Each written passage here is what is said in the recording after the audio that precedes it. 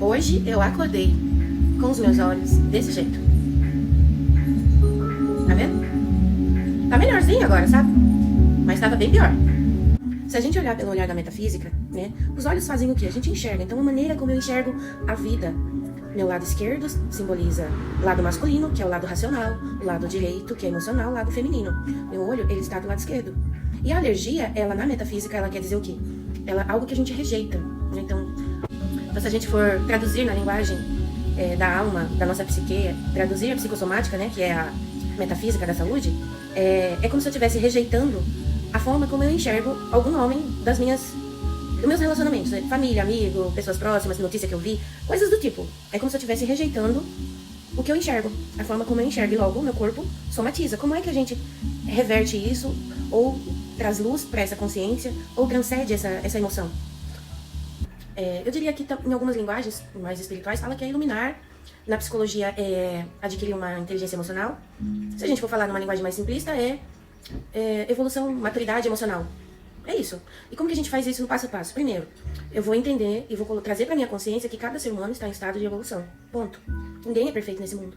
Eu vou olhar para aquele homem que eu julguei, que eu rejeitei a forma que eu enxerguei ele, e olhar para mim, dentro de mim, que história está se repetindo, qual foi a forma que eu fui ensinada no meu ambiente a enxergar os homens. O que seria esse aprender? A forma como às vezes a gente vê o pai e mãe, irmãos, vizinhos, histórias que contaram perto da criança, história de família. Às vezes aquilo que eu não ouvi e nem vi, mas aquilo que eu senti. E também aquilo que está na memória das minhas células, as memórias dos ancestrais. Então a gente vai olhar para a nossa história de vida, vai também trazer luz e consciência para a forma como enxerga, aprender a aceitar, tirar a importância, parar de julgar, entender, perdoar, aprender a amar. Então é um passo a passo de autoconhecimento que a gente vai pondo em prática. E aí a gente vai curando a nossa vida. E é claro que também existem algumas ferramentas holísticas que são maravilhosas, que vai facilitar esse processo. Isso na prática se chama evolução espiritual. Na linguagem mais científica, é inteligência emocional, aprender a lidar comigo e com o outro nesse mundo. Se a gente for falar numa linguagem mais simplista, é legal, foda-se. E também, se a gente for falar de uma linguagem mais holística, é dizer que eu estou me iluminando, eu estou transcendendo. Se a gente for falar numa linguagem mais cristã, é tornar Cristo, é seguir os passos de Jesus.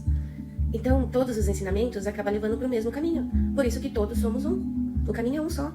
Às vezes muda de nome, dogmas, paradigmas, e a gente tem que ir aprendendo a lidar com tudo isso, sabe?